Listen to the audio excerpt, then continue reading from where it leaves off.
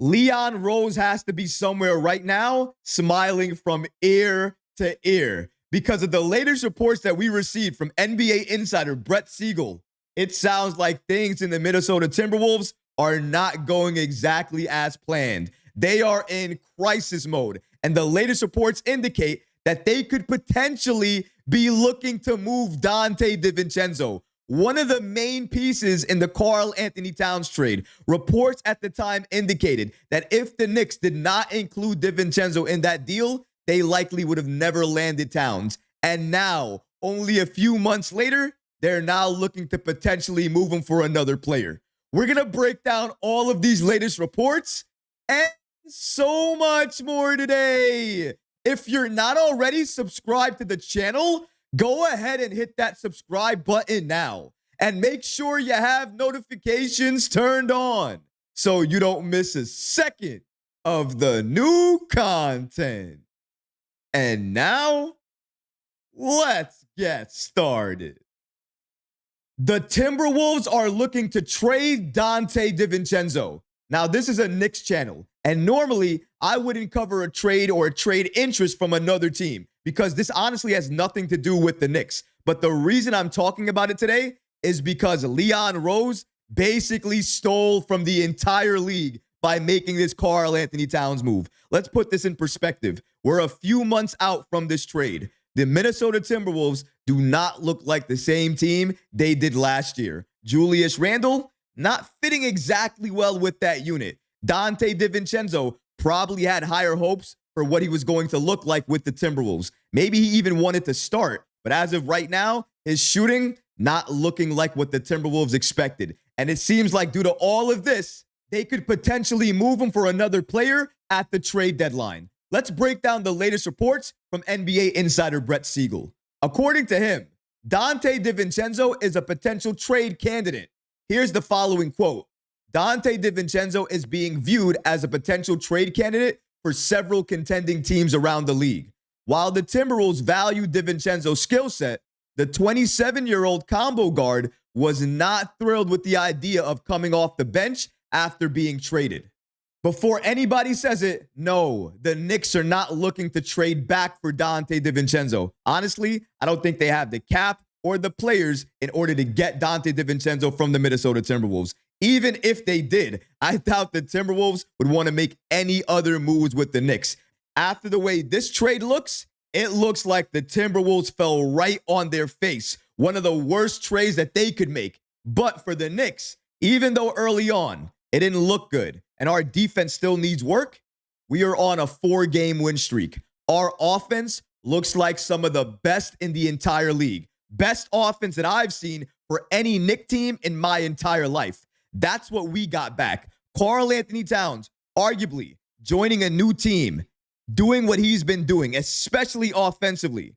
Nobody expected it. It's absolutely shocking. The other part, though, here that is shocking is the fact that the Timberwolves potentially could trade Donte DiVincenzo to another team for another player that might fit that roster better. And the craziest part is, like I said to start the show, the reason that the Knicks have Karl-Anthony Towns today is because they included DiVincenzo in that deal. Initially, they didn't want to do that, but they had to after they considered all the options and they knew it was available at the time. They made the move, and after looking back at it now, I know the Knicks don't have any regrets. But the Timberwolves, they might have a lot more than anybody knows right now.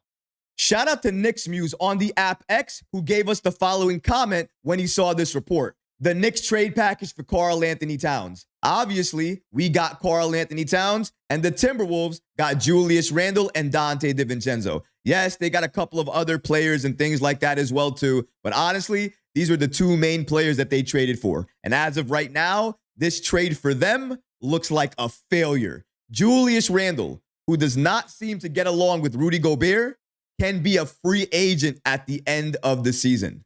Free agent. We know how that feels like because before we made the trade, that's all we were talking about. The extension. Will he? Won't he? If he does, what it means for the Knicks. If he doesn't, what that could potentially mean for his future. Would we be trading him? Things like that. But now, we don't have to worry about that. We don't have to worry about Randle or his contract or anything that he's doing on the court. we get to see Cat, we get to see Brunson, and we get to see this Knicks team have one of the best offenses in the entire NBA. And once their defense gets up there, we are going to start running through each and every team in the league. That's how good we look already. And it's only been a couple of games. Once it's been 25, 30 games, we build that chemistry. We get healthier as a team. We're going to be able to go toe-to-toe with any team on any given night, and we'll be capable of blowing that team out because we'll have the offense to do it and the defense to prevent the other team from doing anything. And that's exactly what the Knicks are building toward. But this trade, as we're looking at it right now, a few months later, it's clear. Leon Rose, smiling. New York, smiling. Everyone, smiling.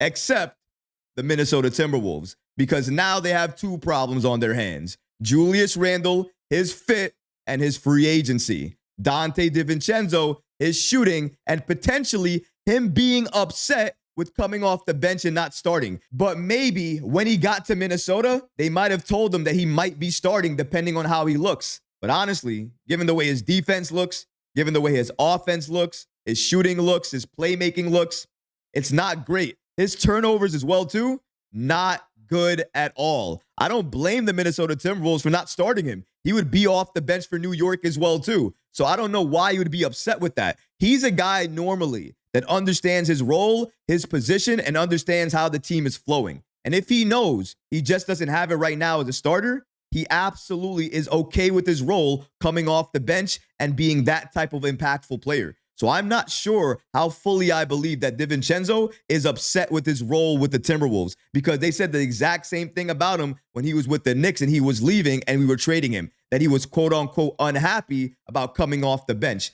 But see, I don't know how many reports you can believe fully. I do believe that the Timberwolves potentially are looking to trade him just because it doesn't look like it's panned out the way they've wanted to at this point. They expected better, and that's not what they're getting. And honestly, if that's what's happening right now, and they currently are in championship contention, they might need to make a move. And if you need to make a move, you sometimes have to give to get.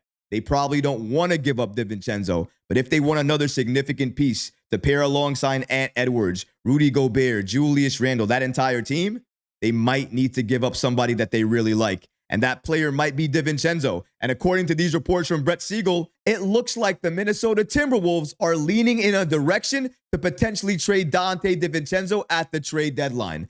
But DiVincenzo wasn't the only player whose name came up as a player to watch come the trade deadline. Another name came up, and it's a name many Knicks fans who watch this channel are familiar with. We're talking about Washington Wizards center, Jonas Valanciunas. Shout out to Bleacher Report and for Yahoo Sports' Jake L. Fisher for giving us the following information. According to them, Jonas Valanciunas is available for trade. Now, you might ask yourself, why is that important? Why would the Knicks care right now that Jonas is available? Well, for a number of months, especially in the offseason, Jonas Valanciunas' name has been linked to the Knicks, and the Knicks have Washington's first-round pick. Now, I understand there's not really that much incentive for Washington to go ahead and try to get their pick back right now because it's likely that pick is going to convey for them. For the Knicks, holding on to that pick really doesn't mean anything. Honestly, that pick may never convey for New York. So trading it to another team, any team, especially back to the team that you have it from, including the Washington Wizards, I am absolutely okay with that, depending on what the trade package is and who we're getting from their team. As of right now, even though Jonas Valanciunas is available for trade, we're starting to get a couple of players back from injury.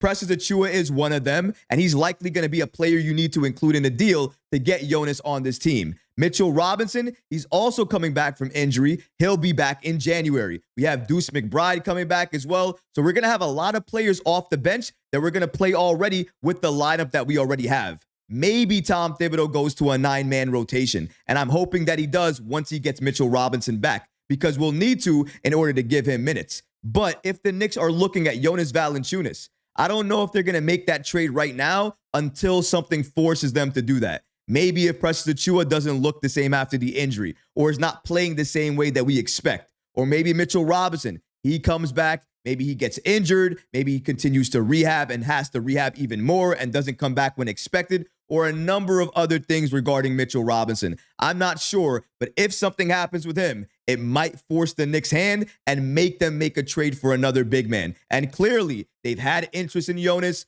Jonas had interest in the Knicks at one point. If he's available for trade and the Knicks need a big man at the deadline, absolutely, Jonas will be on this team. But maybe we won't need to go that route. Maybe all the big men that we need on this team, we already have them. We just need to wait for them to come back fully healthy. If that's the case, New York and Leon Rose will not do anything. They might make a move, but maybe that move might come at the buyout market. Leon Rose sometimes has the tendency to make a move that nobody else is looking for, nobody else is talking about, and nobody else expects.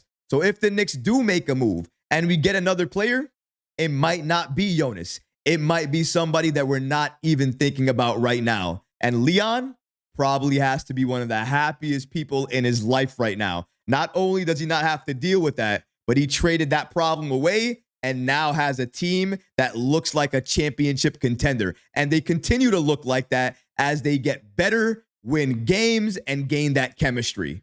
And against Utah, we're going to make it 5 of them things.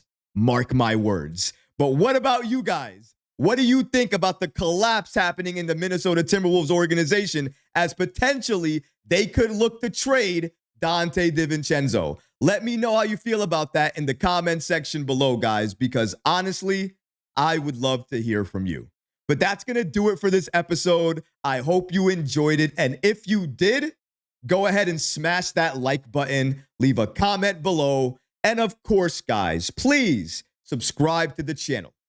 Until next time, Knicks fans, take care of yourself, your families, and each other. Peace and love.